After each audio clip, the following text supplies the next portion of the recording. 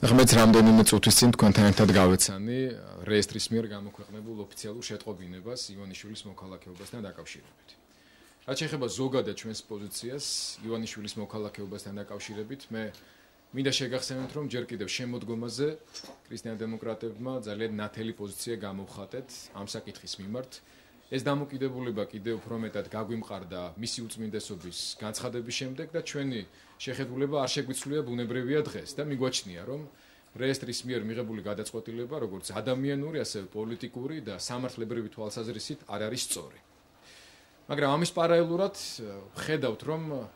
მოქალაქეობის თაობაზე იურიდიული დაპირისპირება სახელმწიფოსა და ივანიშვილს შორის შეიძლება კიდევ საკმაოდ დიდხანს გაიწელოს. ალბათ მისი ადვოკატები მიმართავენ სასამართლოს ან რაიმე სხვა გზას მიმართავენ სამართლებრივი დაპირისპირების და ამის პარალელურად ვხედავთ, რომ საქართველოს ხელისუფლება ყველაფერს აკეთებს იმისათვის, რომ ქვეყანაში წინასაარჩევნო კამპანია წარიმართოს უკიდურესად დაპირისპირებულ გარემოში. რაც არ შედის უპირველესად საქართველოს სახელმწიფო ჩვენი საზოგადოების ინტერესებში და ეს ბუნებრივი არ შედის არც ჩვენი ქრისტიან-დემოკრატების ინტერესებში, რომელსაც გვინდა, რომ საარჩევნო პროცესი იყოს მაქსიმალურად ჯანსაღი და თავი ავარიდოთ ნებისმიერ რადიკალიზაციას, რომლის დროსაც ურთიერთობის და დაპირისპირების აგრესიული ფორმები ეს არის ერთმანეთთან დაპირისპირების, ერთმანეთისაგან განსხვავების ჩვენების ერთადერთი ფორმა. სწორედ აქედან გამომდინარე, ჩვენ ვეძებთ გარკვეულ წინადადებებს, იდეებს, რომლის სამართლებრივ ფორმულირებასაც დღეს ვერ შემოგთავაზებთ, რადგან ეს გადაწყვეტილება ახალია და მე დამჭირდება გარკვეული დრო ჩემს მეგობრებთან და იურისტებთან კონსულტაციისა, საიმისოთ, რომ იმის პარალელურად სანამ სასამართლო დავა, იურიდიული დავა, სამართლებრივი დავა ივანიშვილსა და სახელმწიფოს შორის გაგრძელდება, რომ ამის პარალელურად შესაძლებლობა იმისა, რომ ივანიშვილს როგორც ჩემის აზრით ადამიანს, რომელიც იმსახურებს საქართველოს მოქალაქეობას, ჰქონდეს ყველა უფლება პოლიტიკურ პროცესში, მათ შორის საარჩევნო პროცესში ლეგალურად მონაწილეობისა, მე მიმაჩნია, რომ არსებობს გარკვეული შესაძლებლობები, აუცილებელი არის შესაბამისი გადაწყვეტილებების მიღება და მე მიმართავ ხელისუფლებას, განსაკუთრებით იმის გათვალისწინებით, რაც ახლა ხდება კონსტიტუციაში ცვლილებასთან დაკავშირებით, მე მხედველობაში მაქვს ცენზის შემცირებას 21 წლის ასაკის ადამიანის მოქალაქეებისათვის დეპუტატად კენჭისყრის უფლების მინიჭებასთან დაკავშირებით, სწორედ ამ ცვლილებაშივე შეიძლება ჩვენ გავითვალისწინოთ ევროპული პრაქტიკიდან გამომდინარე შესაძლებლობა, რომ ევროკავშირის წევრი ქვეყნის მოქალაქე, რომელიც დაბადებულია საქართველოში და 10 წლის განმავლობაში ცხოვრობდა საქართველოში, აღჭურვილი იყოს იგივე პოლიტიკური უფლებით, საარჩევნო პროცესში მონაწილეობის და არჩევის უფლებით, როგორც საქართველოს მოქალაქე. ამ გადაწყვეტილების მიღების შემთხვევაში თუ კი ჩვენ ვაიძულებთ ხელისუფლებას, რომ ამ წინადადებას გულისყურით მოეპყროს და მიიღოს ადეკვატური გადაწყვეტილება, იმის პარალელურად რა ბედი ეწევა ივანიშვილის მოქალაქეობა, ჩვენ მივიღებთ შესაძლებლობას, როდესაც კონსტიტუციურად სამართლებრივად ივანიშვილს ექნება ყველა შესაძლებლობა სათავეში ჩაუდგეს თავის საარჩევნო სიას,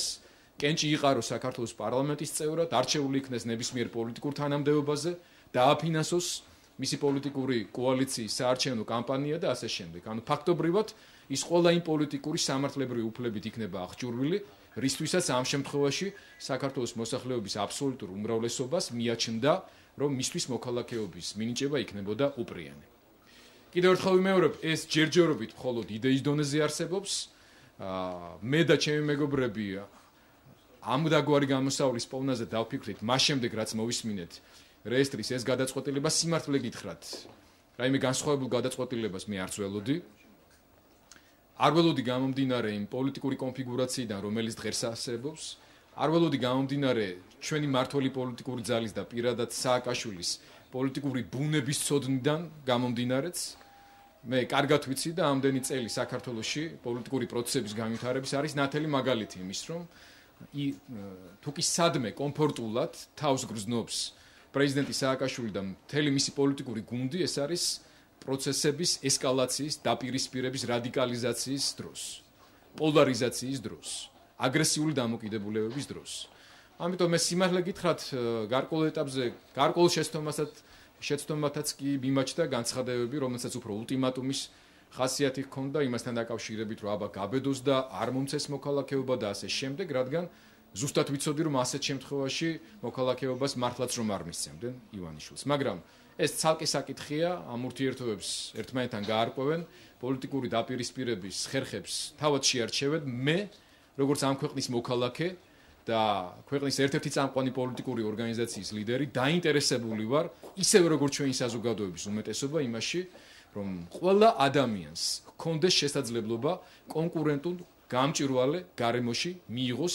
მონაწილეობა პოლიტიკურ კონკურენციაში, მიიღოს მონაწილეობა არჩევნებში, იყოს არჩეული და თავისი პოლიტიკური მიზნები განახორციელოს ლეგალური მშვიდობიანი საარჩევნო გზით. მე არ მინდა რომ ქვეყანაში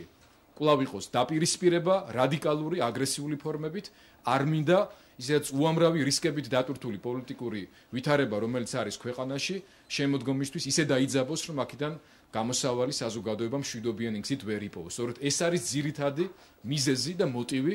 რის გამოც ჩვენ ხელისუფლებას მივმართავთ და საკონსტიტუციო ცვლილების განხორციელების კონტექსტში განიხილოს ეს წინადადება და იდეა, რომელზეც ახლა მე ვსაუბრობ. ეს სხვათა შორის საკმაოდ აპრობირებული ფორმა არის ევროკავშირის ქვეყნებში. მე შემიძლია დაგისახელოთ ბელგიის მაგალითი, ალბათ როცა მექნება დრო შევძლებ მოვიძიო სხვა არაერთი მაგალითის, როდესაც არჩევნებში მონაწილეობას ღებულობენ ადამიანები, რომლებიც იმ კონკრეტული ქვეყნის მოქალაქეები არ არიან, მაგრამ არიან ევროკავშირის წევრი ქვეყნის მოქალაქეები და იძენენ ყველა იმ პოლიტიკურ უფლებას, რაც იმ ქვეყნის მოქალაქეს გააჩნია. შეიძლება თქვენ გაგიჩნდეთ დამატებითი კითხვა, რატომ მაინც ადამიანს ევროკავშირის წევრი ქვეყნის მოქალაქისთვის ამ უფლების მინიჭება და რატო არ ვთქვათ, რომ სხვა ქვეყნების მოქალაქეებისთვისაც. ამასთან დაკავშირებითაც მე მაქვს ჩემი არგუმენტი, რომელიც ზოგისთვის შეიძლება იყოს მისაღები, ზოგისთვის შეიძლება იყოს მიუღებელი, მაგრამ მე ვიშველიებ საქართველოს მოსახლეობის და მისი უმაღლესი წარმომადგენლობითი საკანონმდებლო პოლიტიკური ორგანოს მიერ გაცხადებულ პოლიტიკურ ნებას, რომელიც გამოიხატება საქართველოს პარლამენტის მიერ მიღებულ დადგენილებაში, რომელშიც პირდაპირ წერია, რომ ევროკავშირის წევრობა ეს არის ჩვენი ქვეყნის მთავარი საგარეო პოლიტიკური ამოცანა.